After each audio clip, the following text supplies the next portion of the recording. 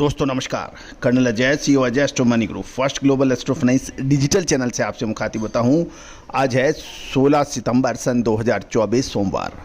दोस्तों, oil seeds में soybean, सरसों, तिल, कैस्टर, पाम तेल, सूरजमुखी तेल, इन सभी पर अपडेट और विश्लेषण देने वाला देश का पहला चैनल। 9 तेल के ऊपर, खाद्य तेलों पर अपडेट देने वाला देश का पहला चैनल है। चाहे वो राइस ब्रान हो, चाहे कॉटन वॉश हो, चाहे कैस्टर हो, तिल हो, या इन सभी पर जानकारियां आप तक पहुंचाई जाती हैं। आज के एपिसोड में हम तिल के ऊपर करेंगे चर्चा, क्योंकि आपकी काफ़ी डिमांड आ रही थी। कमेंट बॉक्स में आपके मैसेजेस थे कि तिल के ऊपर अपडेट दिया जाए। तो दोस्तों, हम तिल की बिजाई, विभिन्न राज्यों में भाव और क्या महत्वपूर्ण खबरें हैं उससे आपको रूबरू कराएंगे।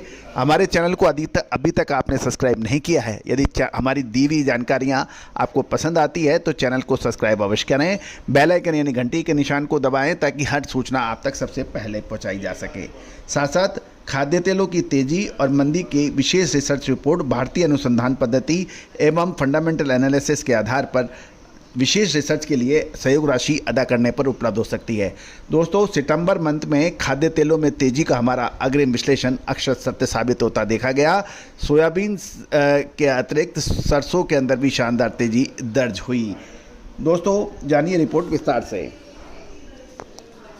दोस्तों, इस समय तिल के प्रमुख मंडियों में बरसात के कारण माल डैमेज होने की खबर निकल रही है। दूसरी ओर त्योहारी सीजन के कारण तिल के दाम या डिमांड में भी बढ़ोतरी देखी जा रही है।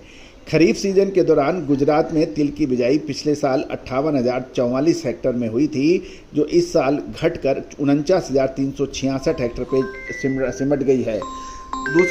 लेकिन कुछ राज्यों में बढ़ने के भी समाचार हैं। गौरतलब है कि कर्नाटक में बुआई 10,000 हेक्टेयर के मुकाबले 16,000 हेक्टेयर और तेलंगाना में 168 एकड़ के मुकाबले 586 एकड़ पे हुई है।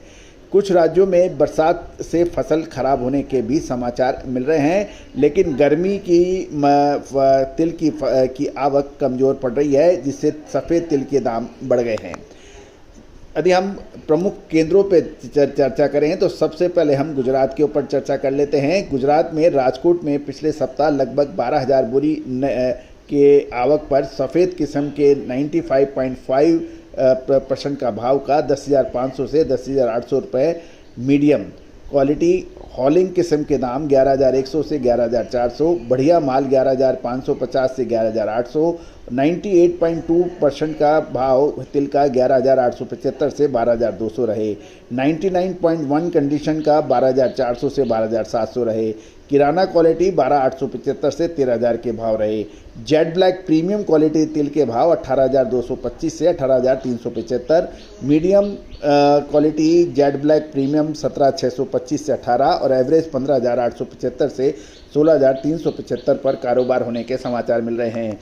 अब हम उत्तर प्रदेश के ग्वालियर कानपुर लाइन में देखें तो वहाँ पर 99.97% मुंबई डिलीवरी हॉलिंग बढ़िया तेल 16,600 से 16,700 रुपये, 99.8% के भाव 16,750 से 16,800। गुजरात का गर्मी सीजन का माल 99.1% का भाव 13,300 से और शॉर्टेज का भाव 14,400 से 14,500 रुपये के बताए जा रहे हैं। दूसरी ओर पश्चिम बंगाल में लगभग 4 से 5 गाड़ी तिल की आवक के समाचार हैं और मंडियों में 3% एफ क्लीन 9,700 से 9,800 रुपये, 2% FF कंडीशन 10,300 से 10,500 रुपये प्रति क्विंटल के भाव पर व्यापार होने के समाचार मिल रहे हैं। अब हम आपको आंध्र प्रदेश लिए चलते हैं। आंध्र प्रदेश में गुंटूर जिले के जो नसरावेट, अगोल और गंगावरम लाइन में 150 से 200 बोरी नए तिल की आवक के समाचार मिल रहे हैं और भाव 10,500 से 11,250 रुपये बताए जा रहे हैं।